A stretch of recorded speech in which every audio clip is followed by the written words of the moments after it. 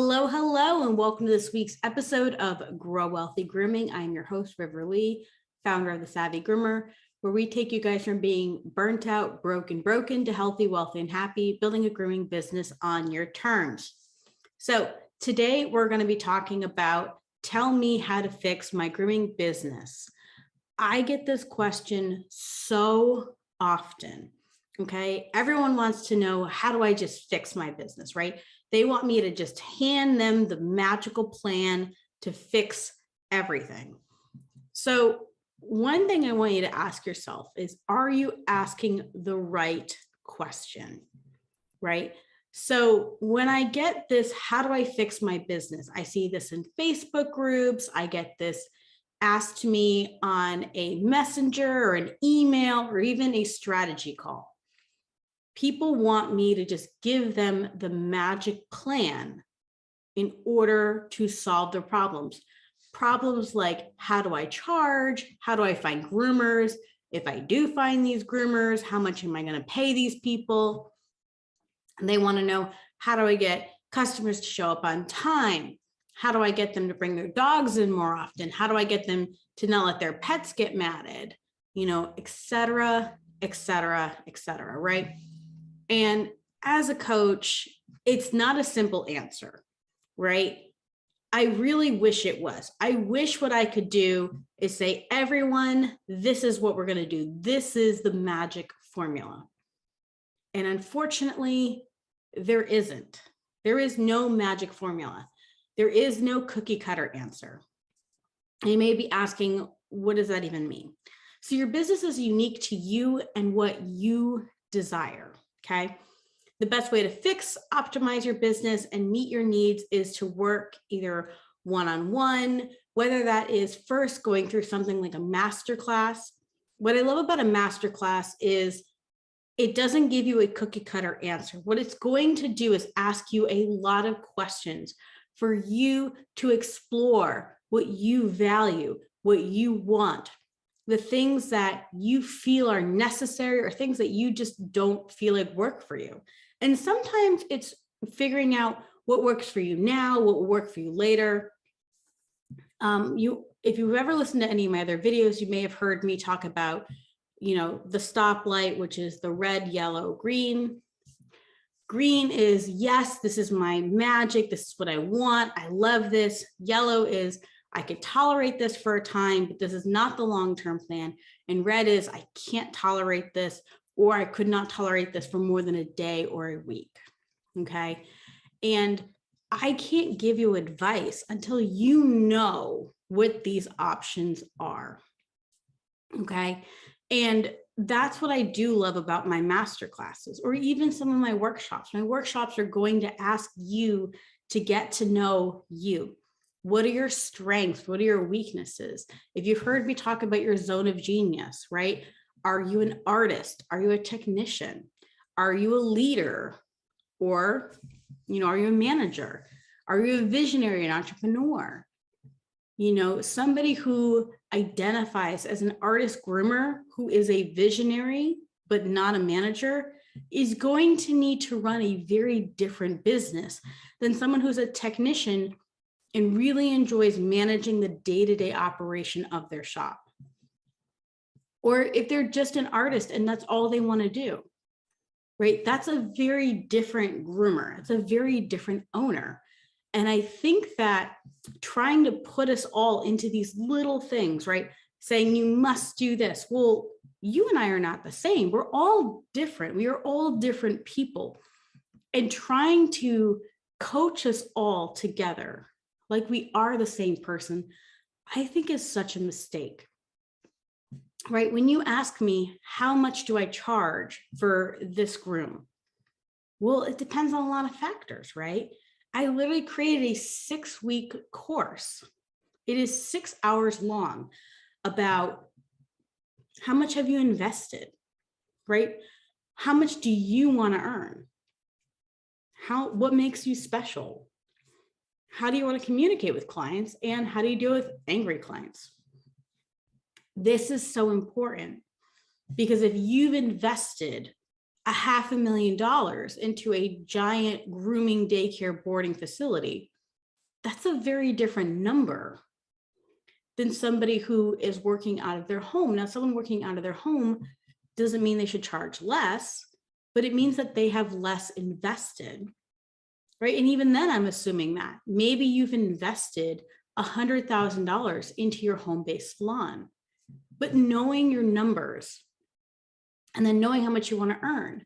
I like earning six figures. Why? Because I live generally in expensive areas and your girl has expensive taste. I want to live life to the fullest. I want to travel. I don't want to worry about money, right? So because of those things, I want to earn six figures. It's very different than somebody who's like, you know what? If I made 30 grand a year, I'm happy. Those are two very different people. And without knowing, right, how much I want to earn, how much I've invested, right? And then also what services I'm going to offer. How can I tell you how much to charge somebody, right? Because if we have three groomers, if we have one groomer who grooms from home, this is her hobby, she just wants to only groom happy, easy dogs every 4 weeks, same people, because her husband pays all of the bills, maybe she charges 50 and she's happy to charge 50. Why? Because it's a hobby. It's just extra fun money. Now, I'd like to see her put it higher because she is unfortunately lowering the industry standard, but she's not going to be able to take enough clients, so it's irrelevant, right? Someone who wants to make $30,000 a year on $50 dogs, maybe she grooms 3 or 5 a day, 3 days a week. That's 60 people. Everyone else in town has to go to somebody else, right? That's a different person than someone who's mobile, who maybe only does, shave downs, but they're every 4 weeks, right? And she's mobile, right? That person can be charging $85 to $120, maybe even more, right? Or a high volume shop, right? Or even a shop that does specialty grooming. Let's say we have a groomer who does a lot of hand stripping, who does a lot of breed corrective cuts. And I say that because, breed standard cuts, I feel like is a term that people kind of use willy-nilly. I've seen a lot of cocker cuts or schnauzer cuts that are breed standard cuts that are not breed standard, right? So that person may charge a lot more than even these two people. Just because someone's mobile doesn't mean they have to charge the most. There's so many other factors. And then when you guys ask me, how do I find groomers? Well, what kind of groomer are you looking for? Are you looking for an artist or a technician? Do you want somebody to just come in and groom and be happy and just do their job and, and just like, this is the recipe, cook the recipe and go home, right? That's a very different person than somebody who wants an employee who wants to compete, who wants to grow their skill set. And guess what? There's no wrong answer here. I'm a technician, so I identify more with businesses that want somebody who just wants to groom and go home. Why? Because I value my personal life over gaining grooming skills. And that doesn't mean that the artist doesn't value their home life. It just means they have a different priority set, right? My hobby is not grooming. Their hobby is gaining those skill sets, right? If I have a vacation, don't get me wrong, I love the grooming industry, but if I have a vacation, I want to spend it with my friends and family. My vacation is not going to a grooming competition. I don't have the patience to maintain a dog in a full coat. I've tried it. It's not for me, right? Does that make anyone bad or worse? No, but they want different things. And if I have an artist-based grooming salon, I might see that technician as lazy or uninspired, right? Whatever it is, right? Because I want them to be an artist, right? I want them to want it to learn in their free time, breed standards, breed profiles, be hungry for that education. And they're just not. Meanwhile, if I'm a technician owner and I want to hire artist groomers, I have to be careful because, having these very artistic grooms, maybe they only groom 3 to 5 dogs a day. and your business is mainly shave downs and you want them to do 6 to 8 dogs a day. And so when you ask me, how do I find groomers? Well, what are you looking for in an employee? And don't say someone who can groom 5 to 8 dogs a day, has 2 years of experience. That doesn't actually mean anything. Take a deeper dive. Who is this person? What do they want in their life? What do they want out of their job? What makes your business special versus working for Petco or PetSmart, right? And is that something that is sustainable, right? And then you might be like, well, then how the hell do I pay these people? And again, you have to figure out first your pricing and then how you are actually going to pay them. I always suggest hourly plus bonuses. I tend to deal with technician-based grooming salons. Why? Because it's really hard to pay art. Art is incredibly subjective. So when someone has, they're a certified master groomer, they're doing competition level grooming.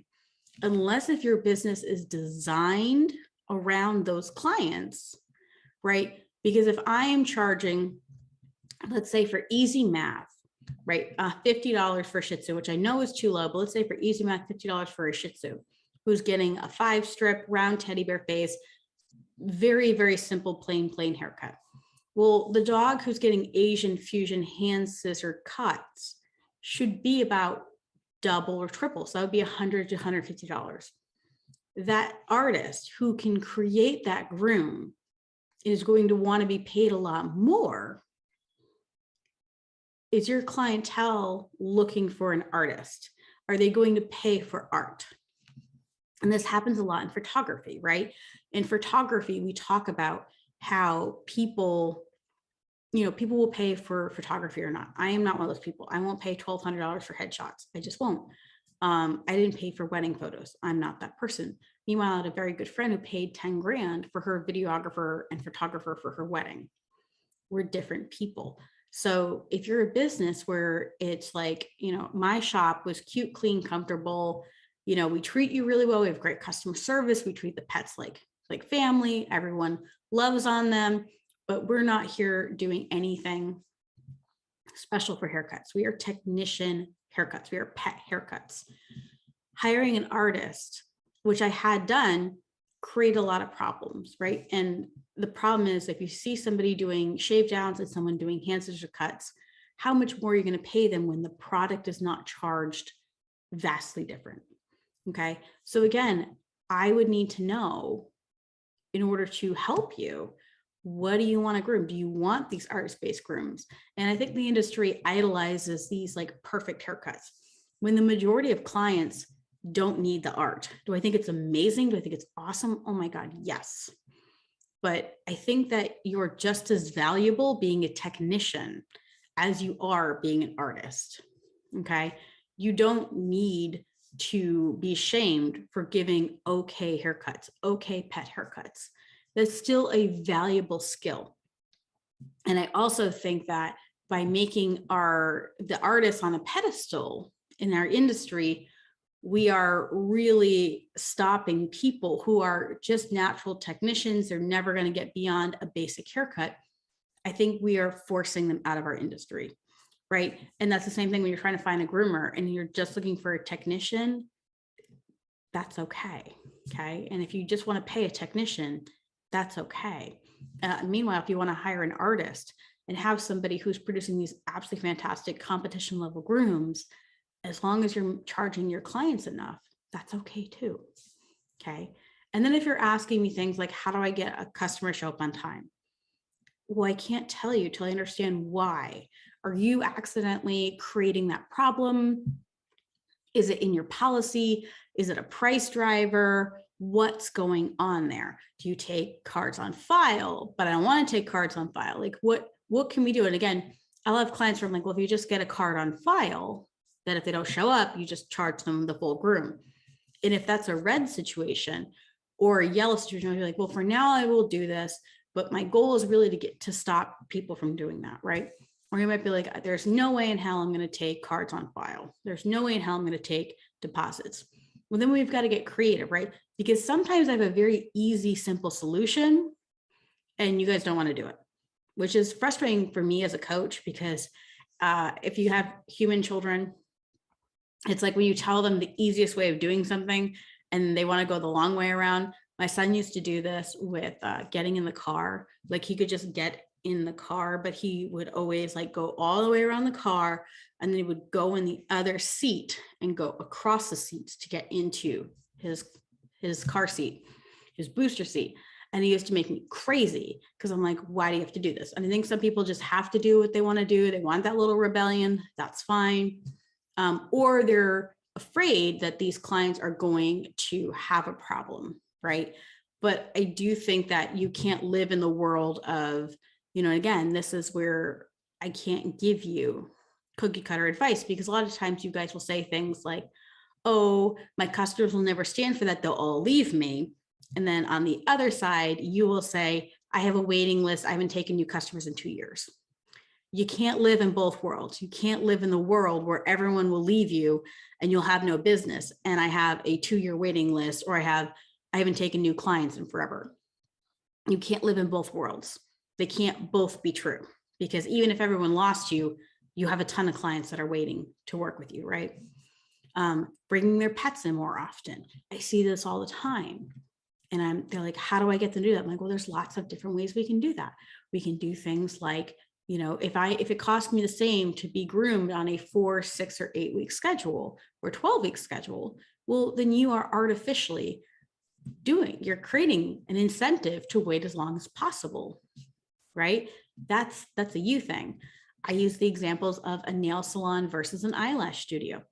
I often get my eyelashes done. I love getting eyelash extensions. Not right now with allergy season. It's not going to happen. But when allergy season goes bye-bye, they'll be back on. And when I get my nails done, whether I go every 1, 2, 4, even 6 weeks, it's the same price. So right now I have about 2 weeks and they're not quite grown out. So I'll wait another week or 2. Why? Because I don't love going into a salon. It saves me money, etc. Right? And there's no consequence, right? The only consequence might be is I might not get in on that day that I want. So let's say if I call them now and I say, oh, I'm going to book for next Wednesday. She's like, oh, that's busy, but I'm going to find something. And even if I don't, I push it on an extra week. It benefits me. It doesn't benefit the salon. It benefits me. However, with eyelash extensions, often they're going to charge things like $50 for a 2-week, $75 for a 3-week, $100 for 4 weeks, and anything after 4 weeks is going to be a new full set, and a new full set is $150 to $200, depending upon what you get. So they've created price drivers for you to actually come in more often, right? So that's an example, and you might be like, I'm not willing to do that. So then what I have, again, that would be a great cookie cutter answer, is that everyone in the industry, we're all going to just do this. We're going to work it off like eyelash, but you may not want everyone to come in every 4 weeks, or you might have whatever, right? That's a cookie cutter answer that may not work for everyone. Therefore, I don't know what's going on in your business, so I can't help you. I can't give you this magic answer without knowing more information, right? The same thing with not letting their pet get matted. It's like, okay, well, why is the pet getting matted? Is it that we need more education for the client, and the client needs to understand, like, hey, if your dog goes swimming every day, we have like where I am, we have the ocean. If you have a long-haired dog, right, and it goes in the salty water and you're not rinsing it, and even if you are rinsing it, if you're not blow drying it, it could get matted, right? Or if it goes to the dog park, it goes to doggy daycare, right? And it may be, and you spend more time on educating. Well, if you don't have a high volume shop, maybe you don't have the time to educate those clients, right? You're like, I don't want to have to sit there and baby these people, which again, that's a value statement, and that's okay. It's like, okay, well then, make a policy. What is that policy? And again, these policies are green, yellow, and red, right? My shop had a very simple policy. If we can't get a comb through your dog, it's matted. And I take a comb and I stick it in the dog and I go to pull it from the root to the end, it's considered matted. Why? Because either you didn't brush out the dog and you want me to brush out your dog, right? That's not going to happen. Or that dog is so impacted, right? And if it's a double coated dog, that was an automatic deshed. And we charged double for desheds, 1000%. Or if they were matted, it was whatever the length of the comb we could get to without getting it stuck. And we would visually show the client by taking the comb and leaving the comb in the dog. It's like magic. You'd be like, ta-da, no hands. But again, that may not work for your brand voice. Are you guys educators? Are you very matter of fact? Are you warm? Are you nurturing? Like, what is your brand voice, right? And without knowing that, I can't help you. I will say, I really avoid being the hero or the villain in business branding. And I don't take students who want to be their client's hero, nor do I take coaching clients that want to be the villain. I don't work with people who won't tell the client, hey, your pet's matted, and they just shave the dog. They don't even tell them, they just shave the dog and it's like a punishment. I don't deal with people who want to do that. I think that's unethical. And at the same time, I don't find it effective to work with somebody who doesn't charge extra for dematting, doesn't charge extra for that. And I'm talking like double, like I'm talking like it is bad for the pet's coat, it's bad for their mental health, and it's bad for the groomer. So if someone's like, no, we just demat everything, we don't charge the client extra, that's someone that's really hard for me to work with because we don't have the same value system, right? If you see no problem in asking your employees to work an extra 20, 30 minutes due to willful neglect, we're not compatible morality wise, right? There's most things I'm kind of ambiguous on, but matting, I have very little patience for. The first time it happens, totally get it. You didn't know any better. After that, it's willful neglect. You watched your dog or your cat get mummified slowly with its own dead hair. I don't have much patience for you, right? So for those clients, and then those groomers who are going to be like, well, they XYZ 1, 2, 3, I don't, anyway, that's a whole nother conversation. I'm like, I don't want to go down that rabbit hole. We will another day. We can definitely talk about that, right? But that's it, right? There is no cookie cutter answer for me to give to you. Like, what could I say that works for every single groomer?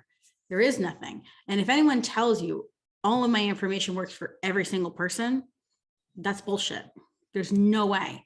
Now, I can ask a series of questions for you to investigate the answer, right? And then help guide you once you have those answers and simplify it. I can absolutely do that. But what I can't do is look in my crystal ball and figure out what's going to work for you as an individual and as your business grows without getting to know you or without you getting to know you. Okay.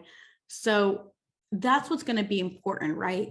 So if you want help with me getting under the hood of your business and sorting through those things, I do have an opportunity for you guys to improve on your business life and hopefully your business in general.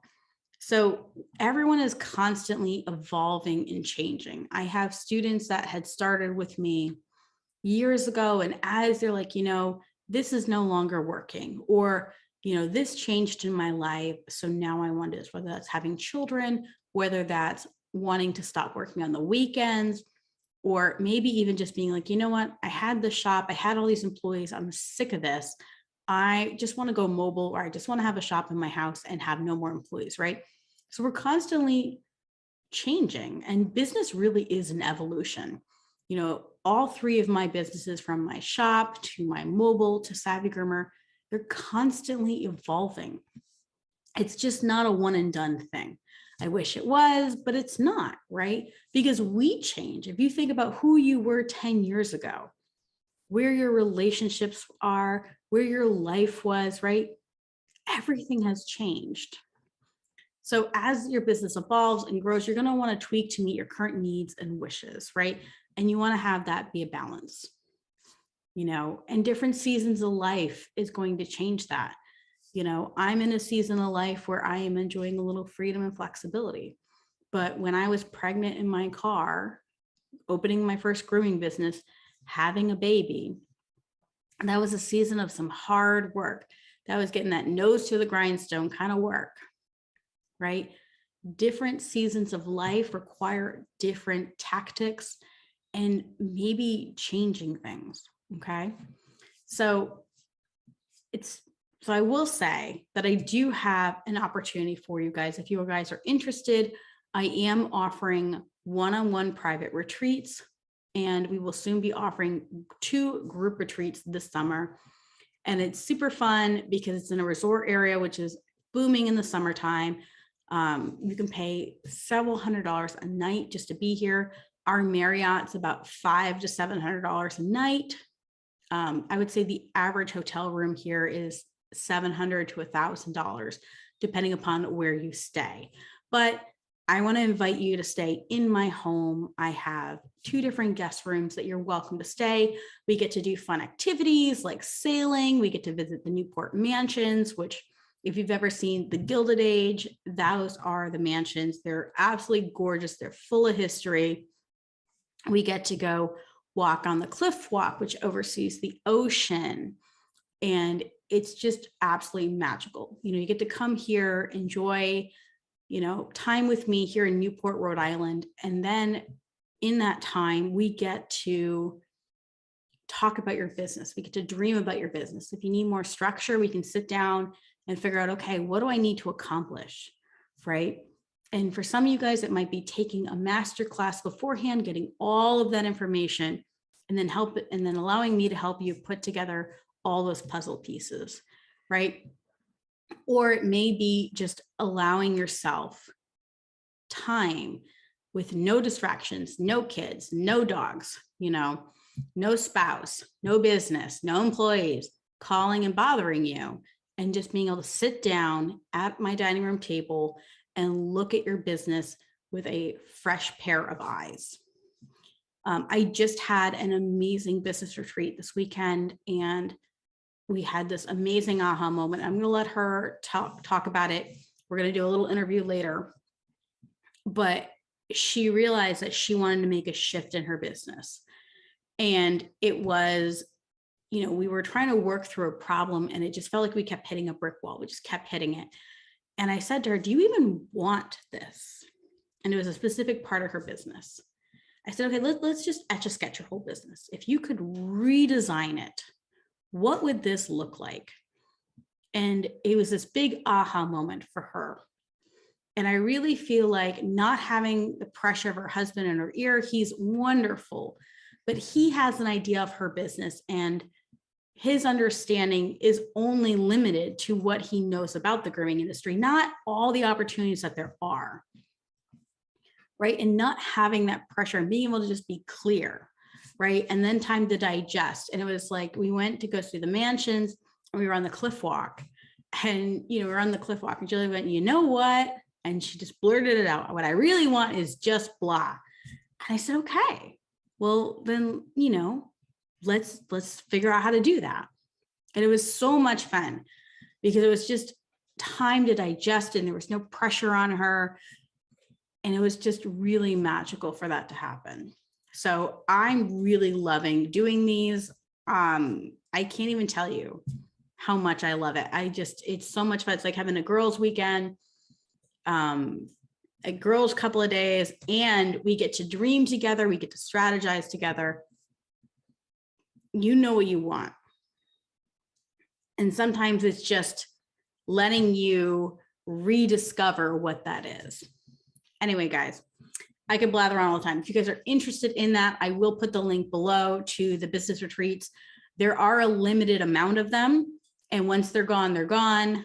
We will be announcing the group retreats very shortly. So if you go to the link below, you will have access to all of that information. All right, guys. Well, it's been awesome talking with you. I cannot wait to see you, whether that's here in Grow Wealthy Grooming, at my podcast, Greedy Bitch, or in my Facebook group, my free Facebook group, Savvy Pet Professionals. As always, guys, happy grooming.